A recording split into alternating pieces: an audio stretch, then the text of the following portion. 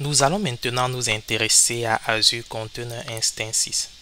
Il s'agit d'un service dans la plateforme Info Nuagique Microsoft Azure permettant d'exécuter des images de conteneurs de façon isolée. Alors, c'est le service le plus facile et le plus simple à utiliser pour exécuter des conteneurs. Alors, ce service va vous permettre tout simplement d'exécuter une seule image containerisée. Donc, si vous avez une simple application que vous voulez exécuter dans un service de containerisation, votre application n'a pas de gros besoins. Vous n'avez pas des besoins de mise à l'échelle automatique, etc. À ce moment-là, le service qui va répondre à votre besoin est tout simplement Azure Container Instances. Grâce à ce service, tout ce que vous aurez à faire, c'est de tout simplement créer une image containerisée de votre application, pousser cette image dans un registre de conteneurs comme Azure Container Registry. Une fois que c'est fait, vous créez tout simplement un service Azure Container Instance. Vous spécifiez lors de la création que vous voulez que telle image soit utilisée pour exécuter le conteneur, et à ce moment l'image sera téléchargée et l'instance Azure Container Instances va tout simplement exécuter cette image de conteneur là. Ok, c'est vraiment la façon la plus simple. Une fois que vous l'avez fait, la plateforme, vu que c'est un service managé, tout ce qui est gestion de la plateforme, ressources, sécurité, etc., c'est géré par le fournisseur Info Nuagique. C'est pour cela que lorsque vous utilisez ACI, quand vous allez dans le portail Azure, vous avez très peu d'options, vous avez très peu de pages, il n'y a pas une grosse gestion à faire. Il y a juste de la journalisation et quelques pages permettant de configurer. Le plus souvent, c'est qu'on va appeler le FQDN, donc le DNS, etc. En dehors de ça, il n'y a pas grand chose à faire. C'est vraiment la façon la plus simple d'exécuter une image containerisée dans Azure.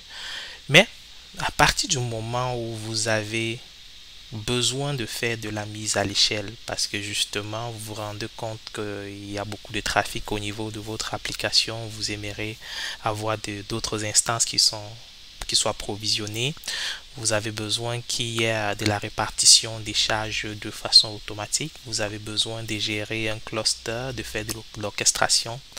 À ce moment-là, ce service ne pourra pas répondre à vos besoins. Vous devez aller vers un service d'orchestration comme Azure Kubernetes Service. Ok. Donc, lorsque vous créez vos images de conteneurs, lorsque vous créez vos conteneurs avec Azure Container Instances, vos images vont, ou bien vos conteneurs, tant pour moi, vont s'exécuter dans un groupe de conteneurs. Ok. Le groupe de conteneurs, c'est tout simplement une collection de conteneurs qui sont planifiés sur le même ordinateur. En fait, qu'est-ce que Microsoft fait? C'est que dans ces centres de données, il y aura un serveur hôte qui va contenir les technologies de containerisation. Ce serveur hôte-là, bien évidemment, aura des ressources de calcul et de la mémoire. D'accord?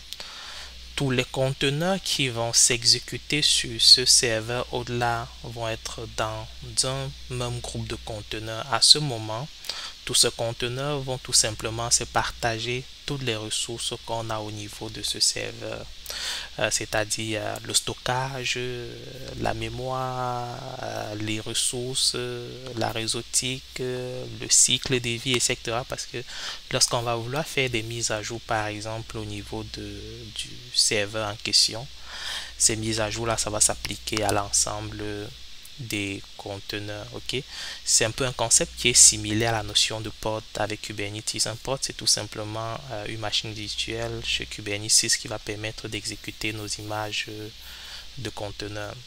Là, on a le diagramme qui illustre justement la notion de groupe de conteneurs. Donc là, on a un groupe de conteneurs qui permet d'exécuter deux conteneurs dans deux applications, et là chacune des applications aura justement du stockage avec du Azure File, mais tout cela, on voit que que ce soit la réseautique, que ce soit le stockage, etc., ce sont les mêmes ressources qui vont être partagées par les deux applications. Alors, ACI offre quand même des avantages intéressants. Le premier avantage, c'est que il y a un démarrage rapide.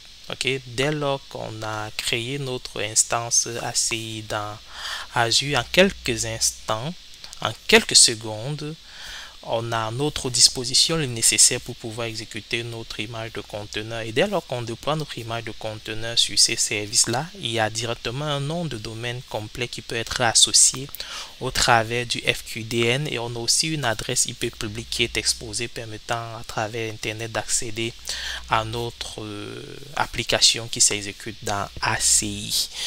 Il y a aussi de la sécurité car malgré que nos conteneurs vont s'exécuter dans le même groupe, donc c'est-à-dire sur la même machine virtuelle, l'isolation qu'on a avec la notion de conteneur permet à ce que chaque application vienne s'exécuter de façon isolée.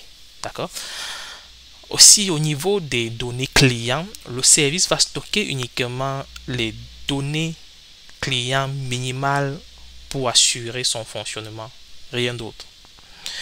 On a aussi la possibilité, qui est aussi quand même une belle fonctionnalité, les tailles personnalisées.